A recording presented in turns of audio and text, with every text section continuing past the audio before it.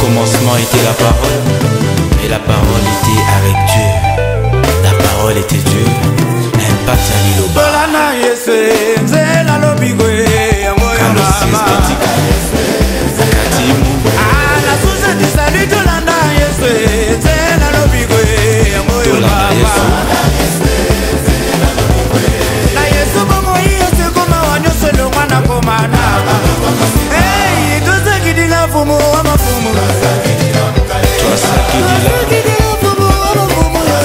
Donc aujourd'hui nous allons continuer sur ce thème, la dimension de la reconnaissance totale, une autre partie. Nous prenons encore le livre de Proverbes 3 verset 6, le livre de Proverbes chapitre 3 verset 6. Nous prenons le livre de Proverbes chapitre 3 et le verset 6. La Bible nous dit quelque chose d'important. Le livre de Proverbes chapitre 3, 6e verset. Nous allons même commencer à partir du 5e verset. Nous allons entrer vraiment en profondeur sur ce thème, la dimension de la reconnaissance totale. La dimension de la reconnaissance totale. Alors la Bible nous dit, nous commençons même au 5e verset. La Bible dit dans Proverbes chapitre 3 verset 5, « Confie-toi en l'Éternel de tout ton cœur et ne t'appuie pas sur ta sagesse. Reconnais-le, verset 6, reconnais-le dans toutes tes voies et il aplanira tes sentiers. » Verset 7 nous dit, « Ne sois point sage à tes propres yeux, crains l'Éternel et détourne-toi du mal. Car ce sera la santé pour tes muscles et un rafraîchissement pour tes os. » Amen. On s'arrête là. Donc, dans notre thème, la dimension de la reconnaissance totale, nous avons besoin que Dieu lui-même puisse faire quoi? Dieu lui-même puisse nous aider. Mais le problème, c'est que Dieu, il aime des gens qui le reconnaissent. Ils reconnaissent sa main. Nous avons pris l'exemple de Pierre qui était en prison vendredi. Nous avons dit que Pierre étant en prison, il ne savait pas qu'est-ce qu'il devait faire, mais la Bible dit que Dieu a envoyé un ange. Amen. Quand Dieu a envoyé cet ange-là, Pierre ne savait pas que c'était un ange. Amen. Nous avons pris un deuxième exemple, l'exemple de Marie de Magdala qui parlait avec Jésus après la résurrection de Christ. La Bible dit que Marie parlait avec Jésus, mais elle a cru que c'était un jardinier.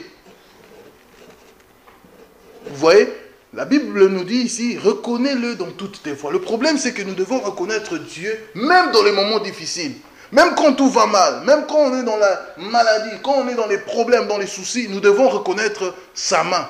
Et la Bible dit ici, si tu le reconnais, Proverbe 3, verset 6, reconnais-le dans toutes tes voies et il aplanira quoi? Tes sentiers. Ça veut dire que quand il y a des problèmes qui se montent, des géants qui se lèvent devant toi, des montagnes qui se lèvent devant toi, lui seul, si tu reconnais l'Éternel, lui il fait quoi? Il aplanit tes sentiers. Amen. Prenons Acte 12, on rentre dans le vif du sujet. Acte 12, à partir du verset 7, je crois. Acte 12, nous prenons Acte 12. La Bible dit ceci dans Acte 12, verset 6. La Bible dit, la nuit qui précédait le jour où Hérode allait le faire comparaître, Pierre, lié de 2 chaînes, dormait entre 2 soldats et des sentinelles devant la porte gardaient la prison. Et voici un ange du Seigneur survint et une lumière brilla dans la prison. L'ange réveilla Pierre en le frappant au côté et en disant, « Lève-toi promptement. » Les chaînes tombèrent de ses mains. Oui, Acte 12, versets 6 à 7. On est au verset 7. « Et voici un ange du Seigneur survint et une lumière brilla. L'ange réveilla Pierre en le frappant au côté et en disant, « Lève-toi promptement. » Et les chaînes tombèrent de ses mains et l'ange disant, et l'ange réveilla Pierre en le frappant, lève-toi promptement, les chaînes tombèrent de ses mains, et l'ange lui dit, mets ta main, mets ta ceinture, et tes sandales. Et il fit ainsi, l'ange lui dit encore, enveloppe-toi de ton manteau, et suis-moi. Pierre sortit et le suivit. Ne sachant pas ce qui se faisait par l'ange fut réel, et s'imaginant avoir une vision. Lorsqu'ils eurent passé la première garde, puis la seconde, ils arrivèrent à la porte de fer qui mène à la ville et qui s'ouvrit d'elle-même devant eux. Ils sortirent et s'avancèrent dans une rue. Aussitôt l'ange quitta Pierre. Écoutez maintenant. Revenu à lui-même, Pierre dit, je vois maintenant d'une manière certaine que le Seigneur a envoyé son ange et qu'il m'a délivré de la main d'Hérode et de tout ce que le peuple juif attendait. Amen. Regardez le verset 9. Pierre sortit et le suivit, ne sachant pas que ce qui se faisait par l'ange fut réel. Il s'imaginait avoir une vision. Vous voyez que des fois, nous, quand Dieu est en train d'agir dans nos vies, il est en train de faire des choses dans nos vies, des fois, on a l'impression que ce n'est pas Dieu qui est en train d'agir. Amen. C'est ça le problème, c'est ça le dilemme. Le problème, c'est que nous devons reconnaître Dieu dans toutes nos voies. C'est-à-dire que même quand tout va mal, même quand tout va bien, nous devons le reconnaître. Pourquoi, vous allez me poser la question, mais pourquoi Pierre n'a pas pu reconnaître? Parce qu'il était en prison. Il devait mourir le lendemain. Vous, si on vous dit que tu vas mourir demain, donc il ne pensait même plus à Dieu, si vous voulez. Si on te dit vraiment, un médecin te dit demain tu vas mourir, toute ta vie, hein, tu vas penser, qu'est-ce que tu vas penser? Toute ta vie, tu vas commencer à dire, ah, je suis né, tu vas réfléchir. Et Dieu, il sera trop loin pour toi. Est-ce que vous comprenez? C'est ce qui est arrivé à Pierre. On lui dit que le lendemain, il devait mourir. Verset 6. La nuit qui précédait le jour où Hérode allait le faire comparaître, Pierre, lié de 2 chaînes, dormait. C'est-à-dire que Pierre, on allait le faire comparaître pour le condamner à mort. Est-ce que vous comprenez? Et Pierre, il commençait à avoir peur. Il faut refuser la peur. Dis Amen. Il faut refuser la peur. Il faut refuser le doute. Il faut refuser la peur, le doute. Il y a 3 amis, vous connaissez, non? Là où il y a la peur, le doute n'est pas loin. Là où il y a le doute, l'incrédulité n'est pas loin. Il y a 3 amis, ils marchent ensemble. Donc je reviens dans mon thème. Pierre commençait à avoir peur, Pierre commençait à avoir le doute. Il commençait à dire, mais je suis apôtre du Seigneur, mais comment je vais faire? Comment je vais m'en sortir parce que je suis en prison? Demain, je vais me comparaître devant le roi et je vais mourir. Parce qu'on va me dire, aujourd'hui on va te couper la tête. C'était ça où on va le pendre. Et Pierre, il commençait à réfléchir, et lui, dans le verset 9, on dit qu'il s'imaginait avoir une vision, alors que Dieu envoie un ange. Vous savez, un ange peut être n'importe qui, c'est ce que je disais vendredi. Un ange, ici, on voit pas simplement un être céleste. Un ange peut être Noémie qui me donne, j'avais pris l'exemple, Noémie me donne un bonbon. Noémie est un ange pour moi, c'est-à-dire que Dieu a envoyé Noémie pour me bénir. Est-ce que vous comprenez? Amen. Voilà. Et un ange, c'est pour cela qu'il faut reconnaître les bienfaits de quelqu'un. Vous savez, quand on ne reconnaît pas l'éternel, quand on ne reconnaît pas la main de Dieu dans nos vies, ce qui est difficile, c'est quoi? C'est reconnaître aussi que quelqu'un t'a fait du bien.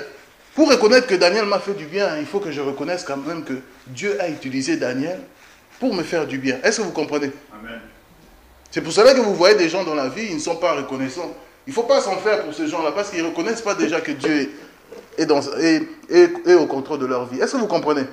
Donc Pierre n'arrivait pas à comprendre, mais quel est cet ange qui peut faire ça? Est-ce que c'est Dieu qui est en train d'agir? Mais la Bible nous dit, il s'est rendu compte, verset 11, revenu à lui-même, qu'est-ce que Pierre dit? Ah, je vois maintenant que c'est Dieu qui est en train d'agir. Est-ce que vous comprenez? Il dit, je vois maintenant, je reconnais maintenant que c'est Dieu qui est en train de faire ces choses. Amen. Amen. Nous prenons nos Bibles dans le livre de 2 Rois. Le livre de 2 Rois, dans l'Ancien Testament. Dans le livre de 2 Rois, on va lire une histoire que tout le monde connaît normalement. On va lire une histoire et vous allez comprendre. 2 Rois, chapitre 6, verset 14. 2 Rois, chapitre 6, verset 14. Amen. 2 Rois, chapitre 6, verset 14. La Bible dit ceci. Il y a... Le roi envoya des chevaux. On y est? Le roi envoya des chevaux, verset 14. Il lui envoya des chevaux, des chars et une forte troupe qui arrivèrent de nuit et qui enveloppèrent la ville. C'est le roi, c'est le roi de Syrie qui a envoyé les chevaux. Verset 15. Le serviteur de l'homme de Dieu se leva de bon matin et sortit, et voici une troupe entourait la ville, et avec des chevaux et des chars. Et le serviteur dit à l'homme de Dieu, « Ah, mon Seigneur, comment ferons-nous » Il répondit, « Ne crains point, parce que ceux qui sont avec nous sont en plus grand nombre que ceux qui sont avec eux. » Élisée le prophète pria et dit, « Éternel, ouvre ses yeux pour qu'il voie. » Et l'Éternel ouvrit les yeux du serviteur, qui vit la montagne pleine de chevaux et des chars de feu autour d'Élysée. Amen, on s'arrête là. Pour la petite histoire, c'est le roi de Syrie qui envoie des chevaux et des chars contre un prophète qui s'appelle Élysée. Et ils arrivent la nuit, toute une armée était contre Élysée. Alors Élysée avait un serviteur, Élysée avait un serviteur et il dit, « Ah Seigneur », ce serviteur dit, « Regarde toute cette armée qui vient pour te tuer. Ils vont te tuer tout de suite là. Là, si tu bouges seulement, l'armée va descendre sur nous, on est mort. » Et Élysée dit à son serviteur, « Ne crains pas. » Vous voyez, quand tu es dans des problèmes, dans des soucis, ne crains pas. Regarde, verset 16. 2 Rois 6, verset 16. Élysée répondit, « Ne crains point, car ceux qui sont avec nous sont en plus grand nombre. » Amen. Amen. Verset 15, la Bible dit, dans verset 15, « Le serviteur de l'homme de Dieu se leva de bon matin et sortit, et voici une troupe entourée. Et le serviteur dit à l'homme de Dieu, « Ah, mon Seigneur, comment ferons-nous » Des fois, ça nous arrive, comment je vais faire? Comment je vais faire pour me sortir de cette situation? Oh, c'est une maladie incurable. Oh, c'est un problème qui m'arrive. Oh, ma femme ne veut plus. Oh, mon fils ne veut plus. Oh, mes enfants ne veulent plus. Oh, mon mari ne veut plus. Tu es dans un problème. Tu arrives devant un problème, tu dis, comment ferons-nous? Verset 15. Ah, mon Seigneur, comment ferons-nous? Qu'est-ce que Élysée va répondre? Verset 16. Ne crains point. Vous savez, je vous dis que la peur, c'est un ennemi. La peur n'est pas... Il faut pas que la peur vive avec toi. La première chose que Élysée va chasser dans le cœur de son serviteur, il va chasser d'abord la peur, la crainte. Ne crains pas. Quand un problème arrive dans la vie, ne crains pas. On lève d'abord le doute. Parce que ces choses-là bloquent quoi? Ton miracle. Bloquent quoi? L'intervention divine dans ta vie. Ne crains point, car ceux qui sont avec nous sont en plus grand nombre. Ça veut dire que Dieu est le dessus. Vous savez, avec Dieu, tu es majoritaire. Dis Amen. Amen. Toi tout seul, toi toute seule, mais avec Dieu, tu es majoritaire, c'est-à-dire que tu es plus grand. Et c'est pour cela que Jean n'a pas menti. 1 Jean 4, chapitre 4 nous dit que vous, petits enfants, vous êtes de Dieu. Car celui qui est en vous est plus grand que quoi? Celui qui est dans le monde. Est-ce que vous me suivez? Il dit, vous, petits enfants, vous les avez vaincus. Car celui... Vous prenez 1 Jean 4. 1 Jean 4, chapitre 4. 1 Jean 4, chapitre 4. 1 Jean 4, chapitre 4, on dit, vous, petits enfants, vous êtes de Dieu. Et vous les avez vaincus parce que celui qui est en vous est plus grand que celui qui est dans le monde. Amen. La dimension de la reconnaissance totale. Commence à reconnaître déjà que Dieu est plus grand que celui qui est dans le monde. Commence à reconnaître déjà que Dieu est plus grand que le diable. Dis Amen.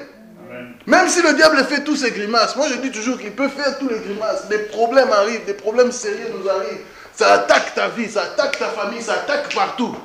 Mais laisse-moi te dire qu'il faut commencer à reconnaître que non, Dieu est plus grand que tout. Amen. Amen. Alors le serviteur de Élisée regarde, oh mon Seigneur, mon maître, regarde tout